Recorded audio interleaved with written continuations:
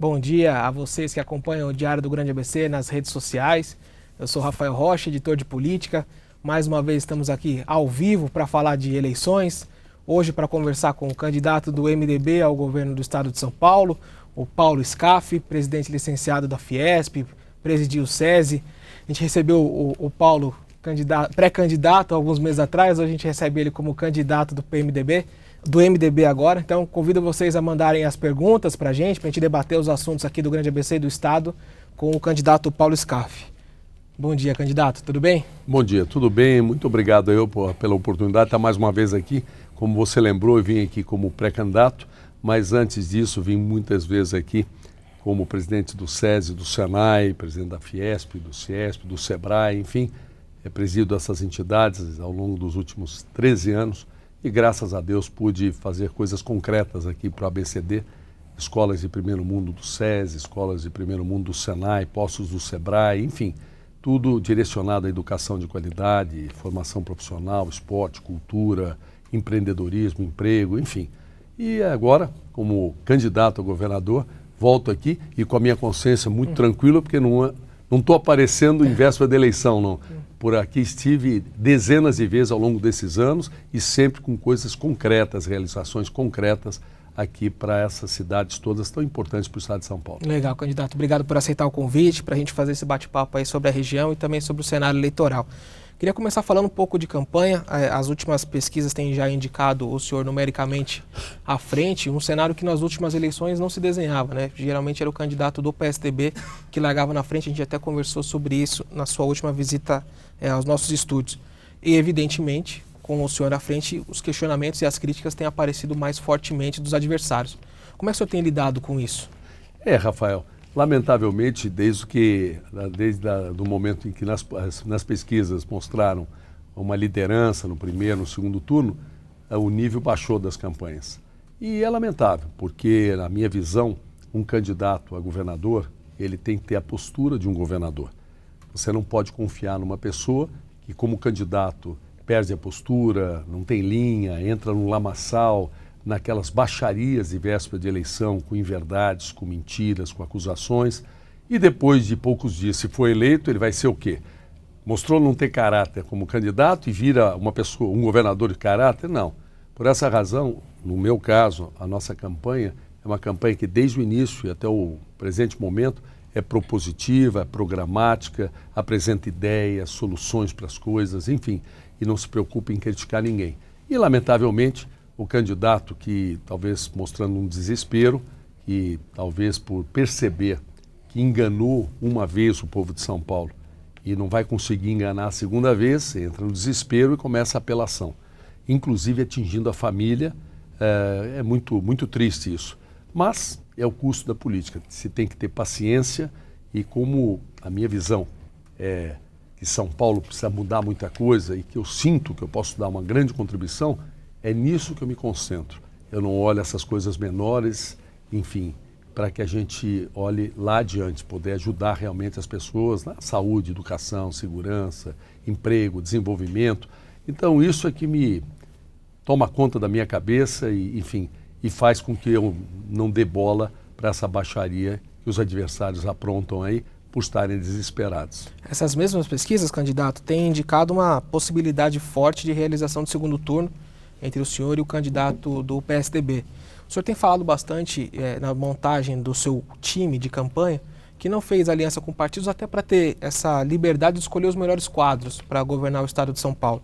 Mas no segundo turno faz parte até do jogo eleitoral dialogar com os partidos que não chegaram nessa etapa. Como é que o senhor vai fazer esse diálogo com esses partidos? Rafael, a pergunta é muito boa. Eu realmente não aceitei qualquer coligação, porque a coligação no primeiro turno significa trocas. Imagine, tem adversário meu com 14 partidos. O próprio candidato do PSDB, o Dória, tem, não lembro, 6, 7 partidos. Enfim, e o que acontece?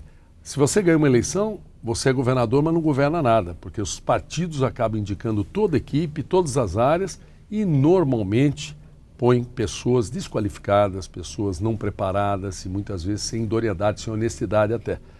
No meu caso, eu estou livre para escolher o melhor governo que São Paulo já viu. Ou seja, um governo com pessoas sérias e competentes.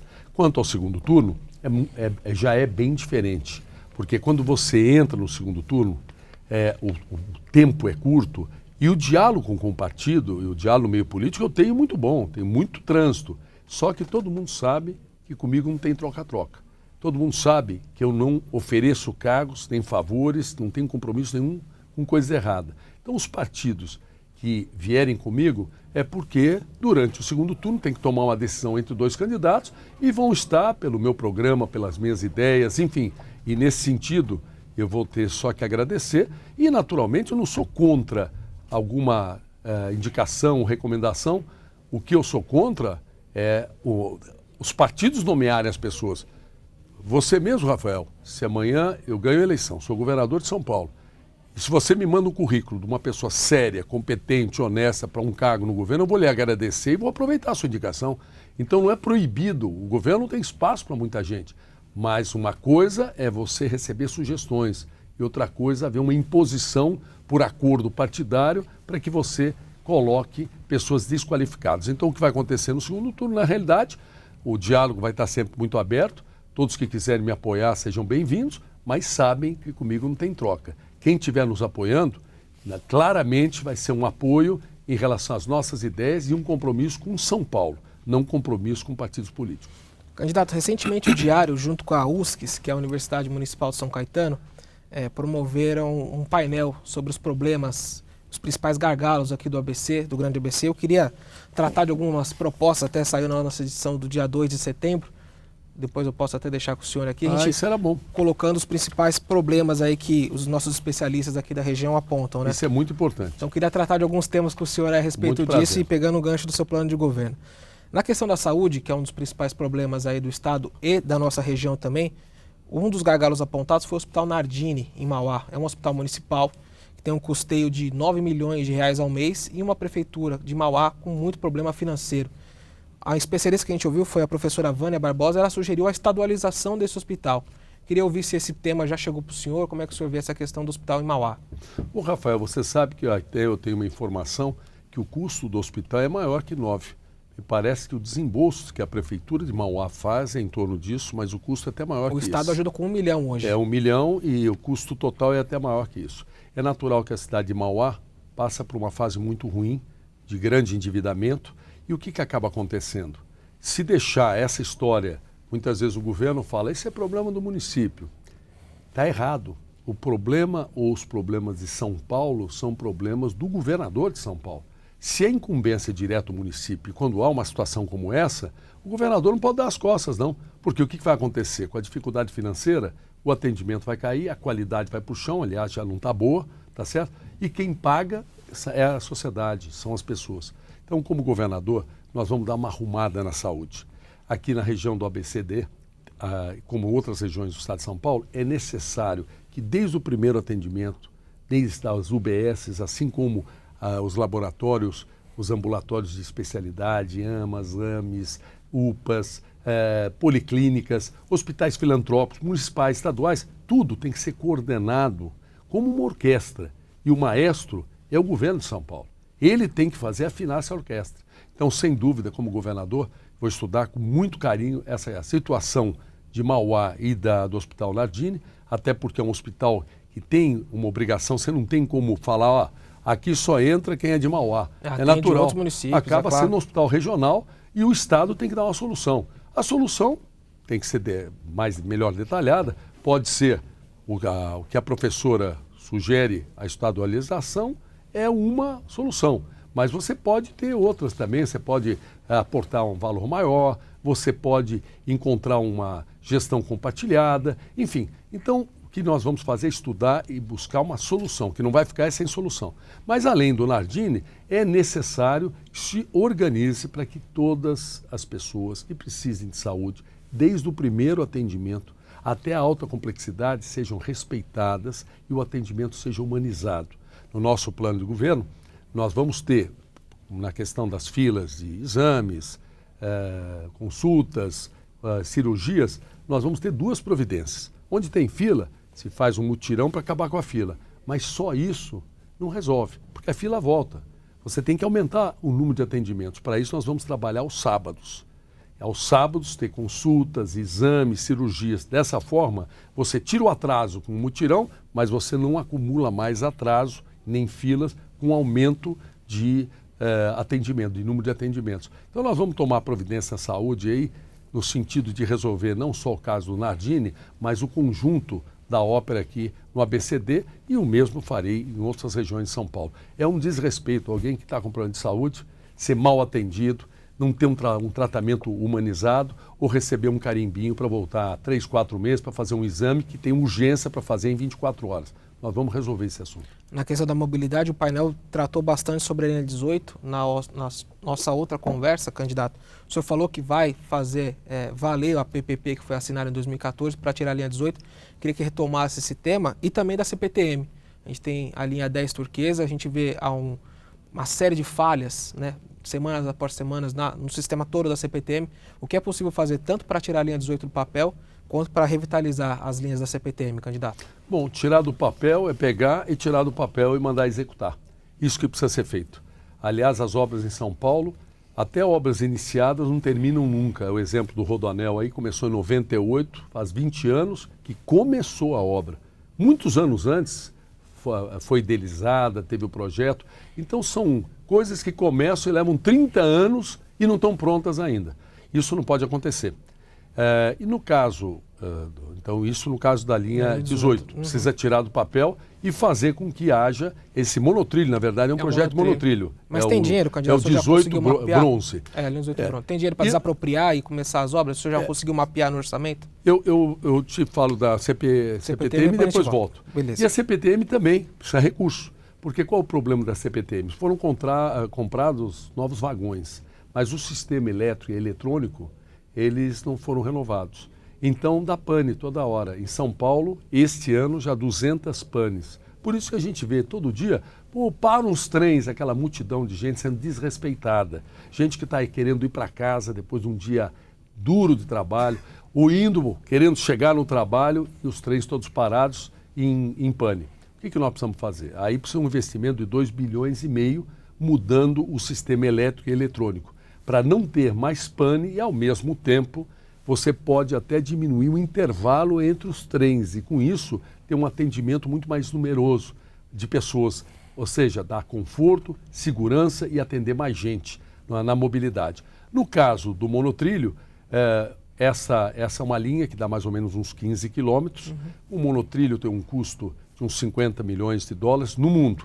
Lamentavelmente, no Brasil, custa 100, mas no meu governo vai custar o preço mundial. Não tem essa história de o que custa no mundo inteiro. Em média, custa 5 milhões de dólares o quilômetro e aqui é 100. Então, você é um dinheiro. São 50 milhões de dólares a 15 quilômetros. Você tem mais ou menos 750 milhões de dólares.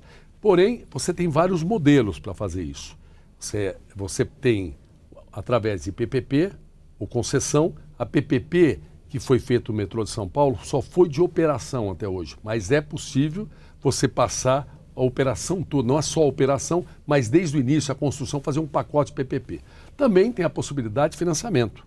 O financiamento de um bom projeto, aqui tem a necessidade desse monotrilho, o Estado de São Paulo tem capacidade de tomar financiamentos para projetos. É um outro caminho. E o terceiro caminho até com o próprio recurso do orçamento. Essas coisas todas terão que ser mais detalhadas quando você está com o governo na mão. Hoje, nem informações detalhadas suficientemente para você tomar uma decisão com detalhe. Uma coisa que precisa é fazer.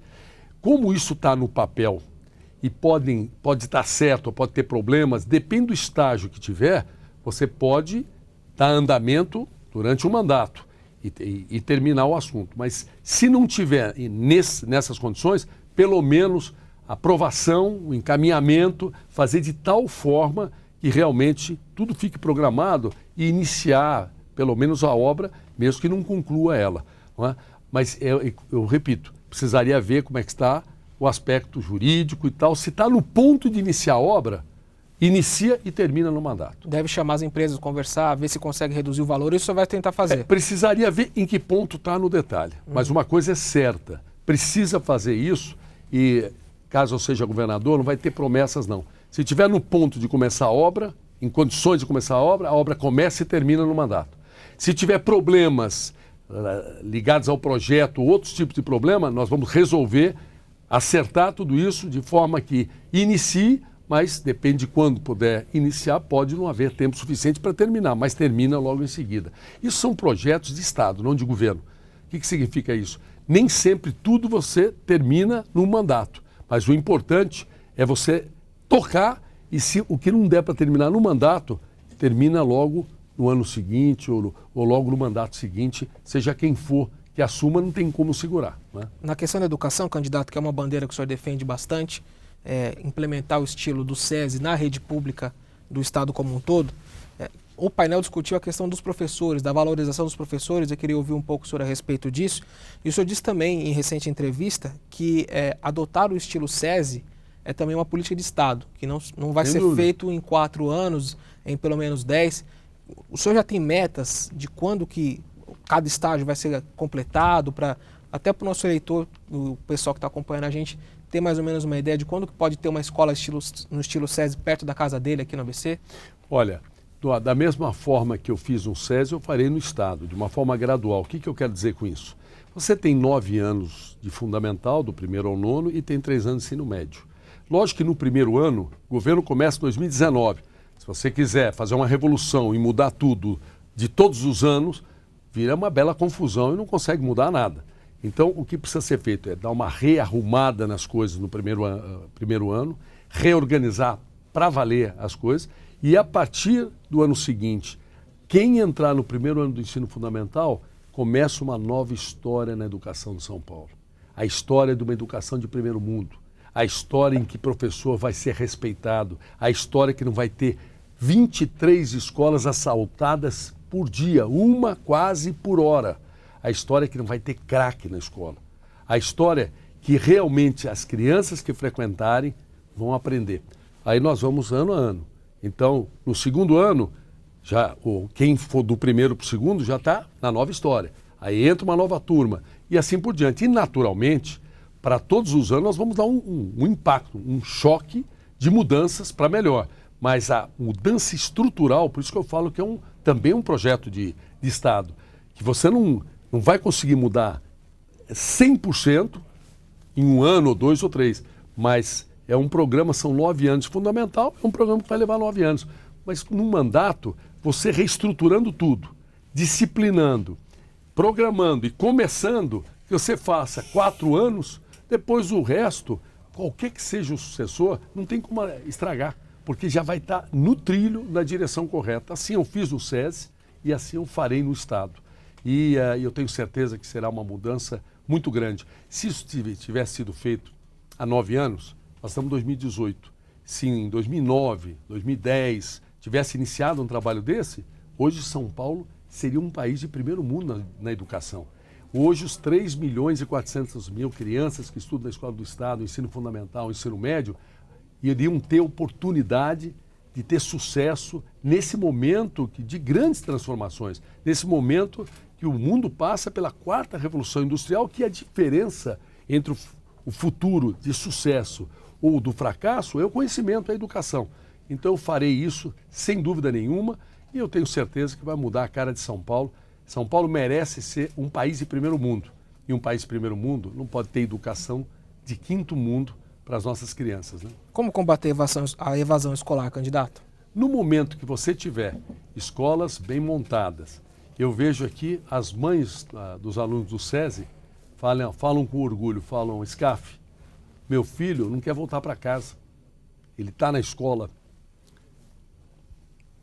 Fica à vontade, candidato. Enquanto isso, você vai tomando água. Ele está na escola do SESI, me emociona um pouco com isso, porque realmente é um trabalho verdadeiro. As mães chegam e falam: meu filho está na escola do SESI e não quer voltar para casa. E no dia seguinte quer vir para a escola.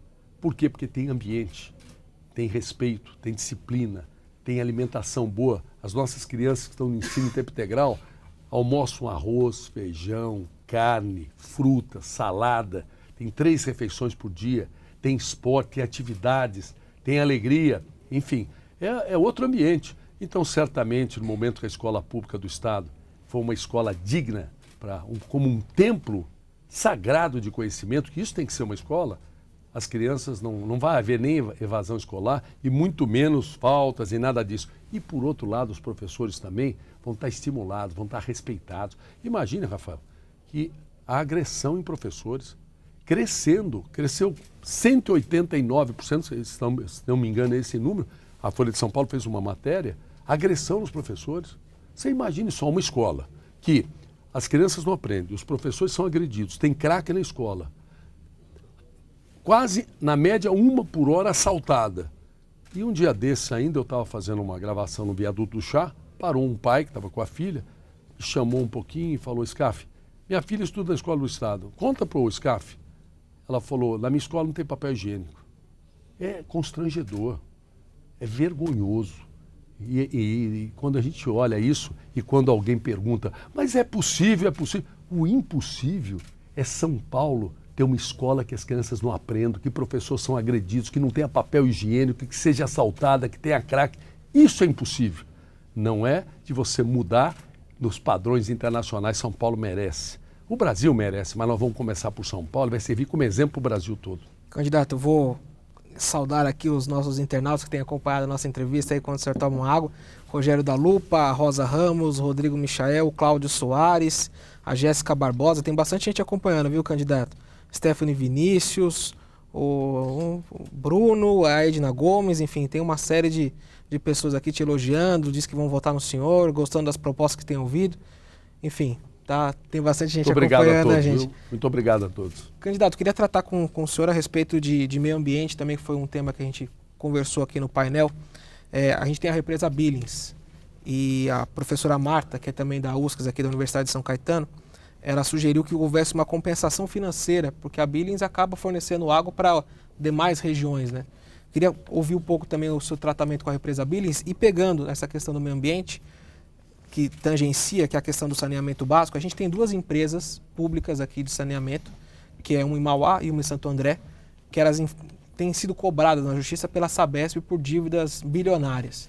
E muita gente não consegue encontrar uma solução para isso. O Estado tem pressionado para pagar essas dívidas, os municípios não conseguem pagar essas dívidas porque estão sufocados financeiramente. Queria te ouvir também a respeito disso, candidato. Olha, em primeiro lugar, quem suja a Billings, quem suja o Rio Tietê, quem suja os nossos rios, são principalmente essas companhias de água, inclusive a Sabesp. A Sabesp é uma bela companhia, tudo, mas tem seus defeitos que precisam ser corrigidos, não é? Então, o que acontece quando você falou de meio ambiente com a Guarapiranga? A Guarapiranga, esgoto, as companhias de água têm pressa em coletar esgoto. A instalação de água é mais que 90% das residências. E a coleta de esgoto, quando coleta esgoto, dobra o preço da conta. Então, há pressa em coletar, mas não há pressa em tratar o esgoto coletado.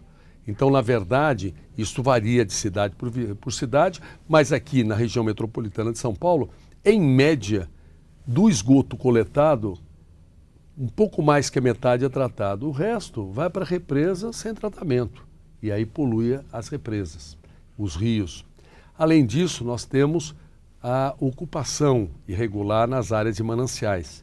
E qual o problema dessa ocupação? A região metropolitana de São Paulo tem 8.000 e poucos quilômetros quadrados de área. 4.300 são áreas de mananciais. Existem 1.000 moradias que estão em ocupações nessas áreas. Não tem jeito, tem que regulamentar isso. É a tal da regulamentação fundiária. Precisa pôr em dia para ter licença, a CETESB dá a licença para a Sabesp poder fazer a infraestrutura de saneamento, para parar de jogar esgoto na Guarapiranga. Para isso, há necessidade de uma lei estadual. A nossa lei do Estado é de 97. E há uma lei federal de 2017 que flexibiliza a possibilidade de legalizar, de fazer a regulamentação fundiária. Então, primeira providência é atualizar a lei estadual. Ela tem que se atualizar e se adaptar à lei federal de 2017. Tendo uma lei que permite, a CETESB passar a dar licenças e, dessa forma, a Sabesp investir na infraestrutura necessária para que haja, vamos dizer, o tratamento desse esgoto, haja o saneamento feito nessas áreas de ocupação nas áreas de manancial. Então, esse conjunto de coisas, se as companhias de água deixarem de jogar esgoto não tratado nas represas, nos rios, e se essas ocupações elas tiverem infraestrutura de saneamento e parar também de se jogar diretamente o esgoto na represa, isto vai melhorar muito a qualidade, preservar o meio ambiente. Quanto a ocupações, eu sou de opinião, as ocupações que existem, elas devem ser regulamentadas e deve ser dada a infraestrutura necessária. Agora, tem que se impedir novas ocupações. Não é? Então, não é porque acertar essa que então vamos continuar com ocupações. Não, tem que impedir, mas acertar essa parte das ocupações que aconteceram. Você me levantou mais um ponto, além desse... Da questão da dívida que a Sabesp cobra nos municípios. Não são só do Mauá e Santo André, tem outras cidades também que tem. Tem que acertar. E a Sabesp, ela pode também, tem uma hipótese de estadualizar essas companhias de água. Quer dizer, se a companhia municipal ela necessita comprar a água bruta da Sabesp e ela não tem como pagar ou tem uma dívida, tem que acertar. Se a dívida está errada, tem que acertar a conta. Se as companhias municipais reconhecem a dívida, mas não reconhecem o valor, alguém tem que ter razão. Ou uma parte está errada ou outra. Tem que fazer a conta certa e viabilizar o pagamento. Agora, se passou a ser inviável das companhias continuarem sendo municipais, não tem fôlego para isso, então outra alternativa é entregar a Sabesp e a Sabesp ampliar para esses municípios, passar a ser responsável. E amortizaria essa dívida. E aí é um acerto. Eu não conheço detalhes. Tá. É difícil. Eu sei que a dívida é monstruosa. Eu não sei o valor dessas companhias. Tem que sentar, fazer conta e fazer uma coisa séria, competente. Agora, o que não pode é não solucionar. Tem que resolver. Porque enquanto fica um impasse, sempre quem paga é o usuário de tudo, quando não tem solução para os problemas. A questão da segurança, candidato, também é um tema bastante sensível ao eleitor, tanto aqui do Grande ABC quanto da região metropolitana. Foi apontado um déficit de 384 agentes da Polícia Civil aqui na região. Eu queria tratar um pouco disso também com o senhor, como é que o senhor pretende estancar esse buraco que hoje tem dentro da corporação e como é que faz para acabar com essa eterna rixa da Polícia Civil com a Polícia Militar, fazer as duas atuarem integradamente para o combate à violência. Você está muito certo, Rafael. Imagine só a situação. A segurança pública em São Paulo é péssima. É péssima. Você tem roubos, furtos, assaltos, mulheres violentadas, gente esfaqueada, baleada. Você tem crack, tráfico de drogas e armas. O crime organizado mandando, controlando os presídios. E numa situação dessa, como é que você pode pensar que polícia não se entende? Isso é falta de liderança no Estado. A autoridade, pela Constituição Federal, emana do povo e deve ser exercida em nome dele. A autoridade vem pelo voto. Um governador eleito, ele tem que ter a autoridade e exercê-la. E tem que ter a liderança. As polícias são funcionários públicos, como governador, a serviço da população. No meu governo, eu sendo governador de São Paulo, eu não vou aceitar qualquer diferença entre polícias, não, que possam atrapalhar a segurança pública do Estado. Agora, a Polícia Civil, o problema não é só falta de contingente. Ela está abandonada. Ela tem falta de gente, ela tem uma desorganização, ela não tem tecnologia. Aqui em São Bernardo teve uma delegacia assaltada. Imagine só, como é que o povo pode sentir qualquer segurança, a delegacia assaltada. Eu vou dar muita atenção às nossas polícias, a civil, a militar, a técnico-científica, vou dar muita atenção, equipá-las com tecnologia, com armamento muito melhor que a dos bandidos e vamos entrosar sim, integrar as polícias na inteligência, na informação, nas ações policiais. Eu quero resultado concreto na segurança pública. Eu não quero ficar anunciando índices que tapeiam. Eu quero que realmente as pessoas falem assim, puxa, eu tenho segurança, eu posso andar na rua a qualquer hora, em qualquer lugar. Isso que nós vamos lutar para transformar estas insegurança pública em segurança. Para isso, precisa reorganizar as polícias, que é um pouco disso que nós estamos falando. Mas também precisa retomar os presídios. O meu adversário lá do PSDB, com toda a teoria, ele fala, vamos privatizar os presídios. Eu já acho que os presídios estão privatizados na mão do crime organizado. O que precisa é reestatizar os presídios, o Estado tomar os presídios, o comando dos presídios de volta, antes de pensar em privatizar qualquer coisa. E também precisa atualizar a lei penal. História de saidinha, visitinha, redução de pena, nada disso. Saidinha, a moça que matou a mãe tem saidinha no Dia das Mães. Que história é essa? Isso é lei federal, mas um governador tem que ter liderança política suficiente para ir a Brasília e aprovar uma lei que beneficie a sociedade do seu estado e de todo o Brasil, que é o caso da atualização da lei penal. Alguém é condenado a 6 anos ou a 10 anos, tem que cumprir a pena. Não tem esse negócio de reduzir para 2 anos, para 20% e já sai para fazer coisa errada. E nas penitenciárias controladas pelo Estado, tem que realmente ter oportunidade de educação técnica, de educação, de formação técnica, de trabalho, para tentar a recuperação também dessas pessoas. Então, eu digo, a segurança, a exemplo da saúde, da educação, enfim, precisa dar uma reorganizada no Estado. E essas são as razões, Rafael, que eu quero ser governador. Se tudo tivesse funcionando perfeitamente, talvez eu não tivesse esse estímulo a ser governador. Mas eu vejo tantos problemas e sinto que falta, na maior parte deles, todo mundo fala de recursos. Mas 50% dos problemas não depende de dinheiro, depende de atitude, de coragem, de determinação, de vontade política. E nada disso me falta. Candidato, a gente está chegando já ao fim. Eu queria só fazer uma última pergunta, ver se o senhor consegue também, embora o tema seja muito complexo, seja bem rapidinho, que eu vi no plano de governo a questão de evitar a guerra fiscal, para fazer o Estado, de novo, ser protagonista nas discussões dos impostos, o Estado de São Paulo ser pujante no país como um todo. Como fazer isso? Qual que é a tua proposta para esse candidato? A minha proposta, e vou resolver isso no primeiro ano, eu estou falando, pode acontecer até no primeiro semestre, mas no primeiro ano, é uma resolução do Senado Federal, porque cabe ao Senado Federal a legislação do ICMS interestadual. Muita gente pensa, precisa uma reforma tributária, precisa isso, precisa aquilo. Para você acabar com a guerra fiscal, você aprova isso através de uma resolução no Senado Federal, cabe ao Senado. Passando o ICMS, hoje o ICMS ele é cobrado no estado da produção. Então pega os estados vizinhos, ou estados do Nordeste, estimulam levar as indústrias para lá e no momento que emite a nota lá, como o ICMS é recolhido lá, na origem, eles incentivam o ICMS, eles não cobram o ICMS, isso é chamada guerra fiscal. No momento que você passa a cobrança do ICMS da origem para o destino, ou seja, uma mercadoria que vem de outro estado para São Paulo, a cobrança será feita em São Paulo. Você tirou a ferramenta do governador lá do outro estado de dar estímulos e incentivos. Aí você acaba com a guerra fiscal. É isso que eu vou fazer como governador. Vou acabar com a guerra fiscal, aprovando uma resolução no Senado Federal que acabe passando o ICMS da origem para o destino. Candidato, obrigado aí por mais uma conversa, mais uma visita aos estúdios aqui do Diário.